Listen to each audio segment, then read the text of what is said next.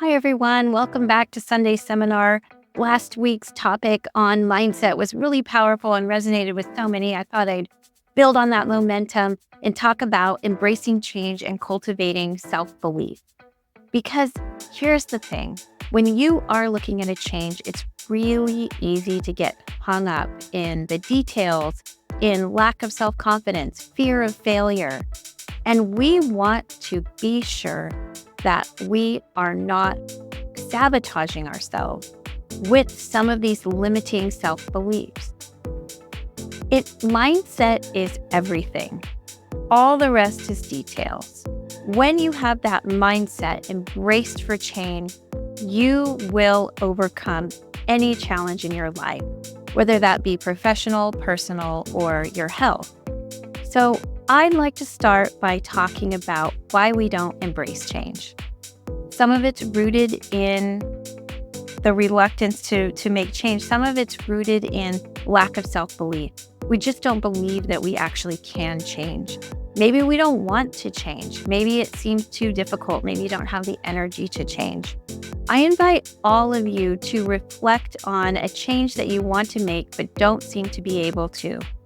If you're in that position, ask yourself, is this something that I'm consciously sabotaging myself for? Why don't I want to change? What makes me not willing to change?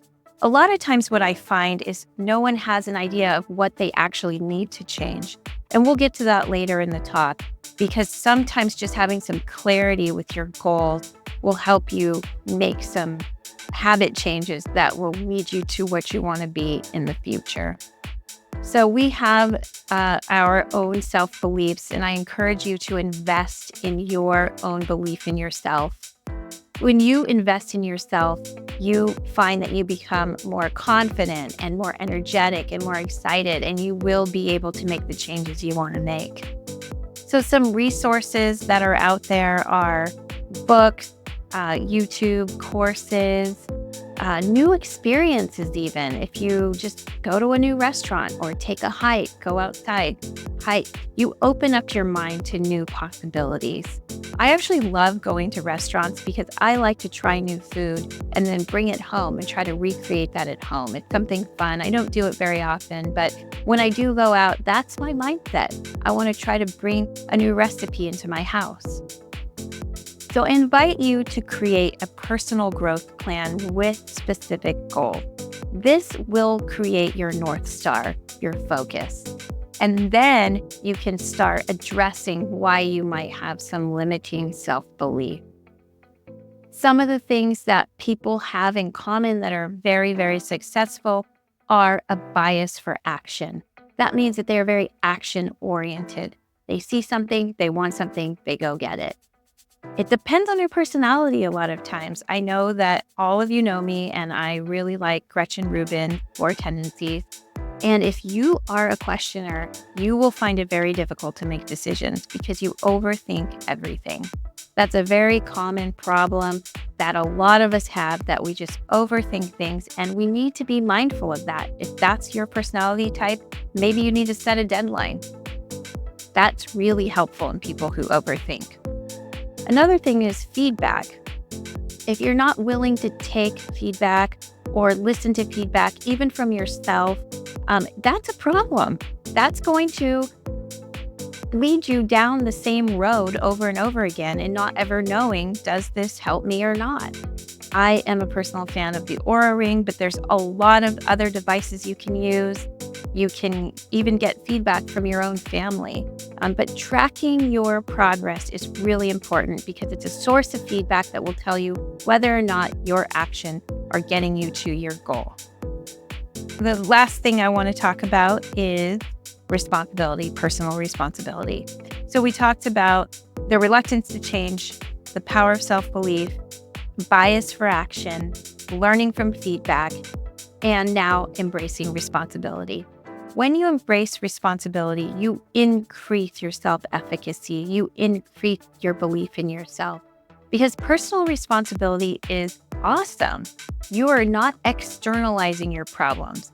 You're taking control and controlling what you can control.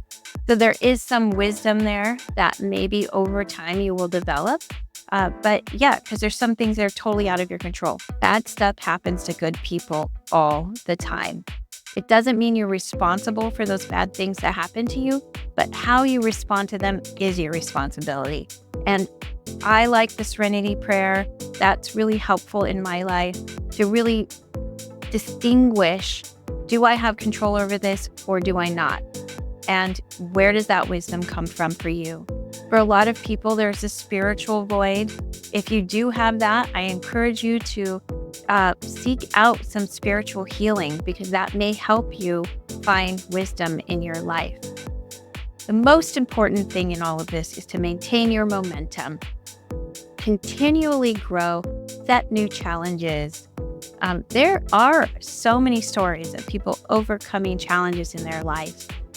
I'd like to try a 30-day challenge with the coaching group where we are using the Ultimate Goal Setting Workbook and setting personal goals and working on them together. And we might find that we are able to, use each other's energy to really break through some barriers that we all have. So this week, we are talking about embracing change and cultivating self-belief. I highly recommend the Ultimate Goal Setting Workbook. I will link it below. You can download it and print it out. Fill out page 3 before the live session. That might give you some clarity on some of the successes that you've had from last year and maybe some areas of growth that you want to try for next year. All right, everybody, thank you so much for coming, and we'll see you tomorrow if you're there at the live session. Take care.